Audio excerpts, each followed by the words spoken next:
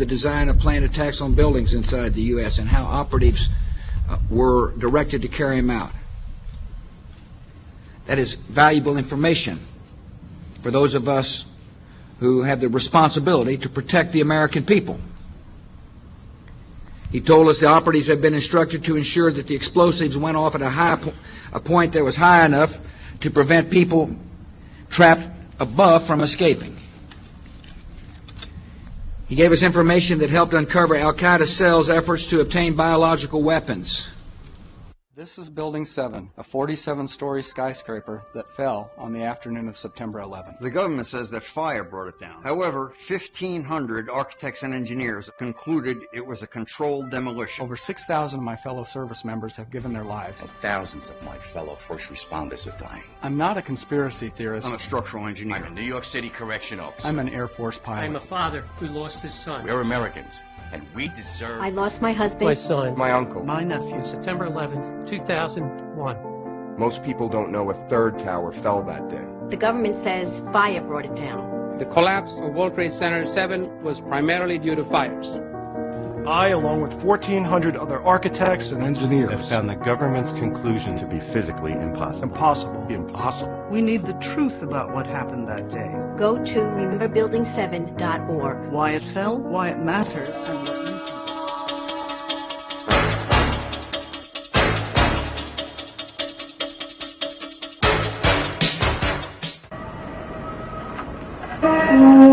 Many years ago, in a land called Egypt, there lived a very mean king.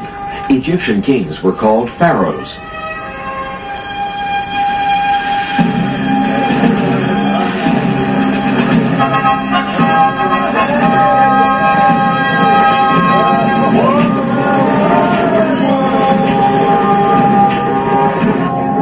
The story begins with the Egyptian pharaoh ordering the deaths of all Hebrew baby boys. Oh no! They won't get my baby. I'll find some way to save him. The Hebrew mother of baby Moses tries to save him by hiding him in the bulrushes on the Nile River. What's that? A baby! When baby Moses is found by the princess daughter of the Egyptian pharaoh, the princess decides to raise him as her own son. Moses now has two mothers, a royal Egyptian princess mother and a non-royal Hebrew mother who hides her identity as Moses' Hebrew mother, gets a job as a servant at the palace, and helps the princess raise Moses. Why did the Bible omit the historical names of the pharaoh's princess daughter and the pharaoh? Their historical identities can be found by comparing the dates and events of the Bible story with factual Egyptian history. All dates followed by the letters BC count backwards to 0, which is the beginning of today's Christian calendar. Bible researchers have calculated the birth of Moses at around 1520 BC. The ruling pharaoh of Egypt at that time was Thutmose I, and his princess daughter was Hatshepsut. Egyptian history verifies that Princess Hatshepsut married her brother named Pharaoh Thutmose II. But when Hatshepsut couldn't produce a male heir to the throne, her brother husband chose a non-royal mistress named Isis to produce a male heir and named their son Thutmose III. Hatshepsut raised the boy as her own son, even though Isis was his real birth mother. The Bible story of Moses closely matches the factual Egyptian story of Thutmose III. Even the names Moses and Thutmose are almost identical. In the Bible story, Moses gives up his big chance to be the richest, most powerful ruler in the ancient world to become a lowly, poverty-stricken Hebrew laborer. But wouldn't becoming ruler of Egypt and Canaan have been the most intelligent way to help his fellow Hebrews? The historical facts show that's exactly what Thutmose III did. Once he grew up to become Pharaoh of Egypt, Thutmose III organized military campaigns with his mighty armies and chariots and defeated the enemies of the Hebrew Hyksos who had settled in Canaan.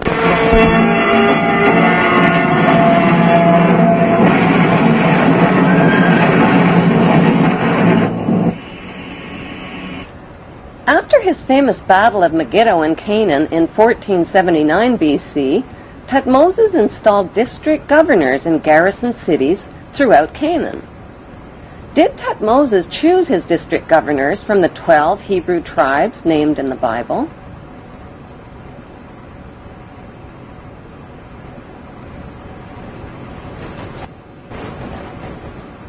Is it just a coincidence that today's Temple of Isis, located on the Isle of Philae in Egypt, has the same name as Thutmoses' mother?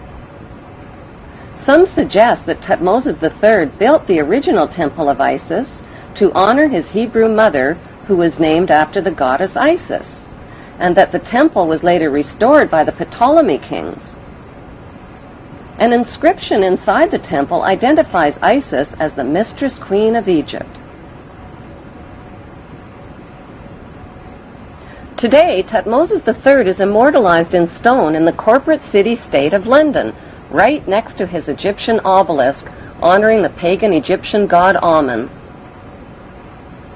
Why has UNESCO and others spent billions of dollars and years of labor moving the massive tonnage of the Isis temple and obelisks honoring the pagan god Amun? The answer lies within the continuing Bible story. After the Hebrews settled in the land of Canaan, they renamed it Israel. Their king, King David, reigned for 50 years. Egyptian history reveals that Pharaoh Susenes also ruled Canaan for nearly 50 years, at the same time as the biblical King David. Both battled the same enemy called the Sea People or Philistines.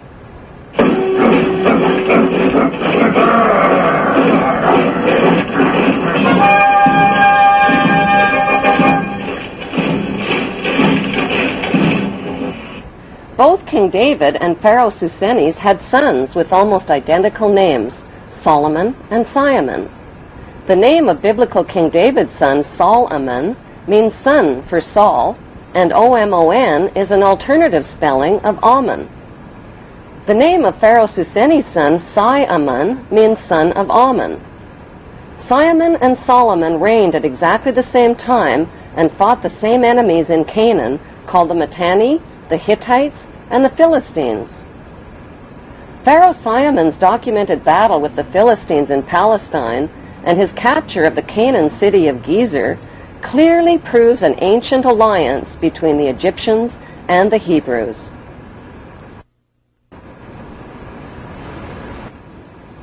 The famous King Solomon's temple in Jerusalem means Temple of the Sun God Ammon. According to the Talmud, King Solomon used the dark power of his magic ring to conjure up demons to help him build his temple.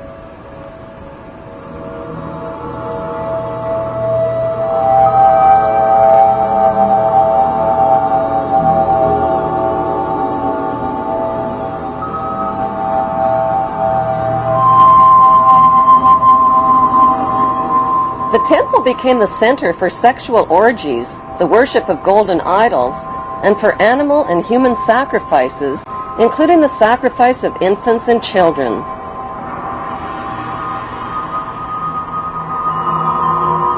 The biblical Ark of the Covenant was stored inside King Solomon's temple.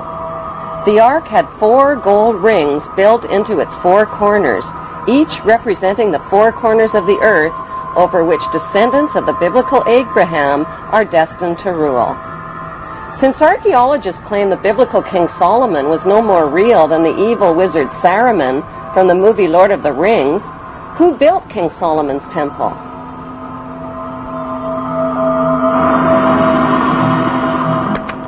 The temple was most likely built by Pharaoh Simon, who King Solomon's fabled character was based on.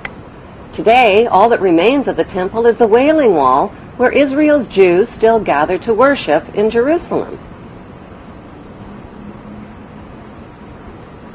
Did the Hebrew authors of the Bible's Old Testament really expect readers to believe that Abraham lived to be 175? That his sister wife Sarah gave birth at age 90? That Moses turned staffs into snakes and rivers into blood? Why did the Hebrew authors of the Bible omit all of the important historical names of Egyptian pharaohs? Why did they mix up historical fact with myths and legends? The big question is, what did they have to hide? Researchers of both Bible and Egyptian history have concluded that the Hebrew authors of the Bible covered up the fact that the Hebrews and the Egyptians shared the same royal bloodline. But why? Why the cover-up? Because after the Egyptian people forced the Hebrew Hyksos kings out of Egypt, the only way the Hebrews could continue ruling Egypt was to hide their Hebrew identity from the Egyptian people. They did that by changing their Hebrew names to Egyptian names and intermarrying with Egyptian royalty, just like the biblical Joseph did. By hiding their Hebrew identity, the Hebrews continued to rule Egypt secretly as Egyptian royalty. They worshipped Egyptian gods, followed Egyptian laws, and violated Jewish Hebrew laws. This meant they had to hide their Hebrew identity not just from the Egyptian people, but from the Hebrew people as well. They had to keep their royal Hebrew Egyptian identity and their worship of Amun hidden within royal power circles and secret societies, just as they have done to this day. The world's biggest and best-kept secret is that the descendants of the Hebrew pharaohs of Egypt have ruled throughout history. Over the millennia, they have left oceans of blood in their wake. They have murdered, cheated, slaughtered, robbed, colonized, and enslaved to fulfill their biblical covenants for an eternal throne and one world empire.